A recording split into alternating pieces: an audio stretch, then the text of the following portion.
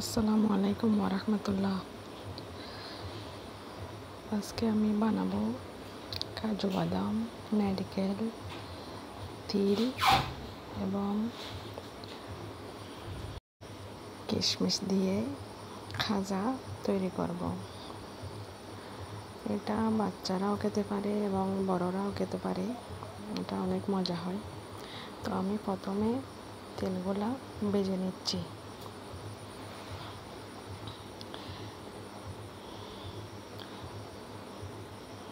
তেলগুলা ভাজা হয়ে গেছে, দেখুন একটু একটু শব্দ হচ্ছে।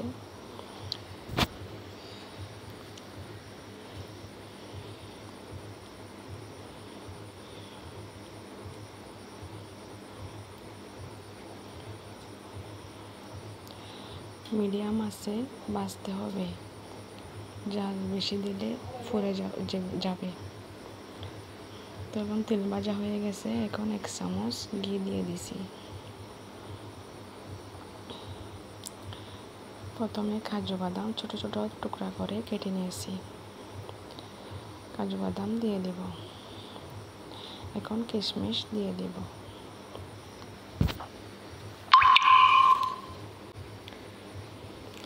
কিশমিশ এবং বাদাম কিছুক্ষণ মিডিয়াম আঁচে ভেজে নেব।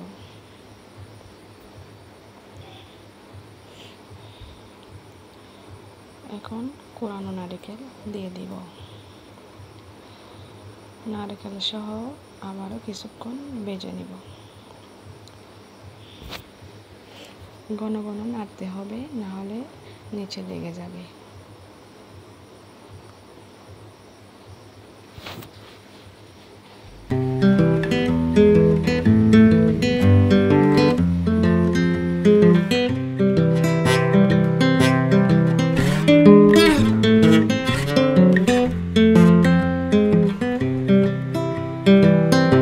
I've been thinking about myself.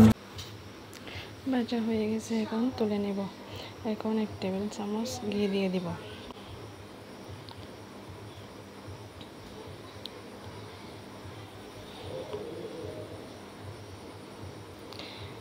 নারকেল, তিল, কিশমিশ, বাদাম 1 বাটি হয়েছে। 1 বাটি সমান করে চিনি নিয়েছি। যতগুলা নারকেল তিল হয়েছে ততগুলো চিনি নিয়েছি। আপনারা চাইলে আরও বেশিও দিতে পারেন বা আরও কমও দিতে পারেন।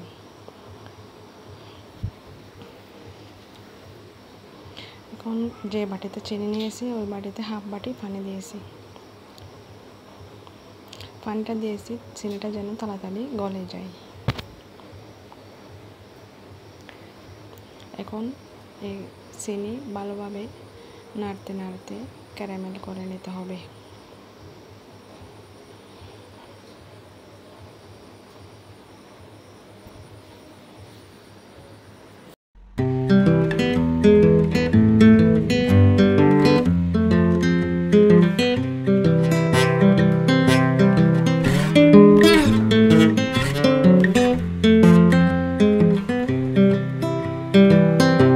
I've been thinking about myself. এখন ক্যারামেল হয়ে গেছে, এখন আমি ভাজা সব কিছু দিয়ে দিব। তিল, নারকেল, কিশমিশ, কাজু বাদাম সবগুলো দিয়ে দিব। এখন ভালোভাবে নেড়ে ছেড়ে সব কিছু একসাথে মিশিয়ে নেব। এখন চুলার হিট একদম কমায় রাখতে হবে, ঘন ঘন নাড়তে হবে, নাহলে কড়াইয়ের নিচে লেগে যাবে। তো এভাবে একদম লো আছে আমি 2 মিনিট জাল করে নেব।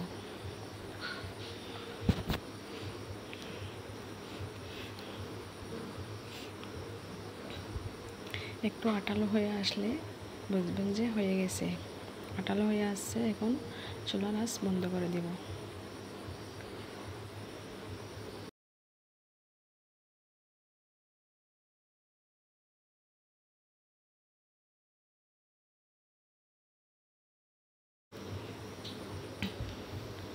এখন আমি একটা তালে নিয়েছি, তালের মধ্যে সামান্য পরিমাণ সরিষার তেল দিয়েছি। সরিষার তেলটা ভালোভাবে আমি তালেতে মালিশ করে নেব। সরিষার তেল দেওয়ার কারণ হচ্ছে আমি টফিটা যখন বসাবো তখন তাড়াতাড়ি যেন উঠে যায়। এখন আমি সব কিছু মিশ্রণ তালিতে ঢেলে দিব।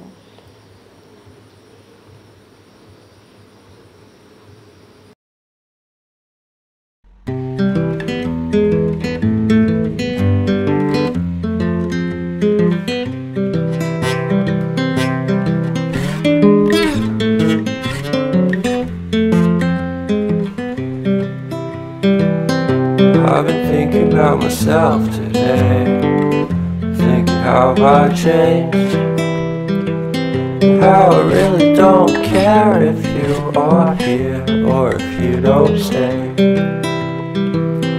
Now I'm feeling those winter blues, but I don't wanna cry. এখন একটা পলিথিন নেবেন, পলিথিনটা উপরে দিয়ে ভালোভাবে চারিদিক থেকে চেপে চেপে, উপর দিক থেকে চারিদিক থেকে চেপে চেপে বসিয়ে দিবেন, যেন কোনো অংশে ফাঁকা না থাকে। চারিদিক থেকেও চাপতে হবে, আস্তে আস্তে উপর দিকেও চেপে দিতে হবে, টুপিটা যেন ভালোভাবে জমাট হয়।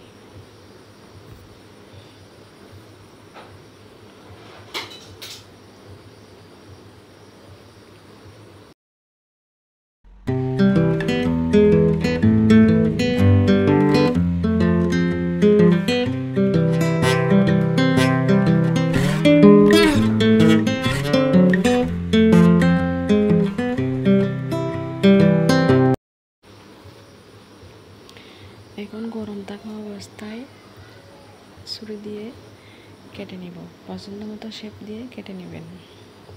যদি শক্ত হয়ে যায় এরপরে আর কাটা যাবে না, এই জন্য গরম থাকা অবস্থায় কেটে নিতে হবে।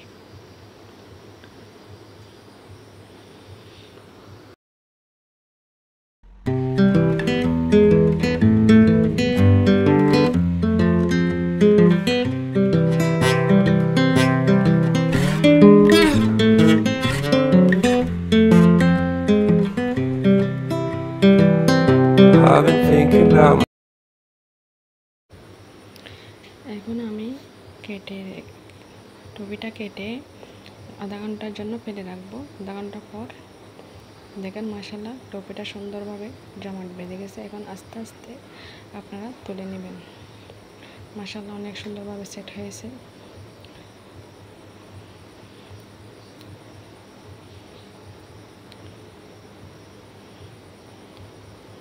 মাশাআল্লাহ সুন্দর হয়েছে, মজা হয়েছে। তো আমার এই রেসিপি যদি ভালো লাগে থাকে আপনারাও বাসায় ট্রাই করে দেখবেন, কেমন হয়েছে আমাকে জানাবেন। আর আমার রেসিপি আপনাদের কেমন লাগছে এটা জানাবেন, কমেন্ট করে লাইক দিবেন, সাবস্ক্রাইব করবেন, কমেন্ট করবেন। নিত্য নতুন ভিডিওর জন্য অপেক্ষায় থাকবেন। আসসালামু আলাইকুম।